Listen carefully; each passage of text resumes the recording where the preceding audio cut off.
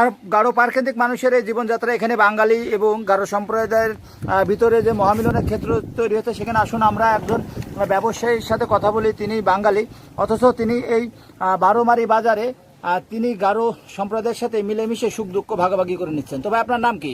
মোহাম্মদ আব্দুল মালিক। আব্দুল মালিক ভাই। আব্দুল মালিক ভাই, যে আপনারা এখানে গারো সম্প্রদায় এবং বাঙালি আপনারা যে একত্রিত বসবাস করছেন, তো এখানে কি আসলে আপনারা কিছু ভালো আছেন নাকি আপনারা খারাপ আছেন না কোনো সমস্যার মধ্যে আছেন? না না, ইনশাল্লাহ খুব ভালো আছি, ইনশাল্লাহ ভালোই আছি, ভালোই থাকি। তারপরেও দেখা যায় যে এরকম ধরনের কোনো সমস্যা বা ত্রুটি নাই। আর সাধারণভাবে যেগুলি ময় মুরব্বী আছে, নেতা আছে, চেয়ারম্যান আছে, এগুলি আল্লাহর রহমতে সমাধান করে, বা এরকম ধরনের অপ্রীতিকর নায়ক আমাদের এখানে। আমাদের এখানে বড় একটা অনুষ্ঠান হয় মিশনে গারোঘর, অক্টোবর মাসের বিশাল ওদের তীর্থ হয়, হাজার হাজার দর্শক আসে। তো এই গত গেল করোনার জন্য এই ধরনের কোনো কিছু হয় নাই। তো এটা কি আপনার আছে এই তীর্থটা হয় কি বছরে একবার নাকি? একবার। আচ্ছা, ধন্যবাদ আপনাকে। তো আপনার নাম কি?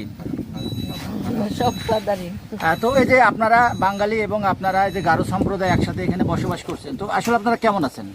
আমরা তো ভালো আছি, সবাই মিলেমিশে আছি। সবাই মিলেমিশে আছেন, আপনারা ভালো আছেন না? তো ভ্রমণ টিভিতে সময় দেওয়ার জন্য আপনাকে অনেক ধন্যবাদ। কুমারদের প্রতিনিধি ভ্রমণ টিভি। তো প্রিয় দর্শক, ভারতের মেঘালয় রাজ্যের রাজধানী সেই শিলং থেকে যে পাহাড়ের উৎপত্তি হয়েছে, সেই গারো পাহাড়, সেই গারো পাহাড়ের একটি অংশ পড়েছে বাংলাদেশের এই শেরপুর জেলার নলিতাবাড়ি এলাকাতে। তো প্রিয় দর্শক, এই নলিতাবাড়ি এলাকার গারো পাহাড় কেন্দ্রিক মানুষের জীবনযাত্রার ভিডিও চিত্র দেখতে সঙ্গে তখন ভ্রমণ টিভি।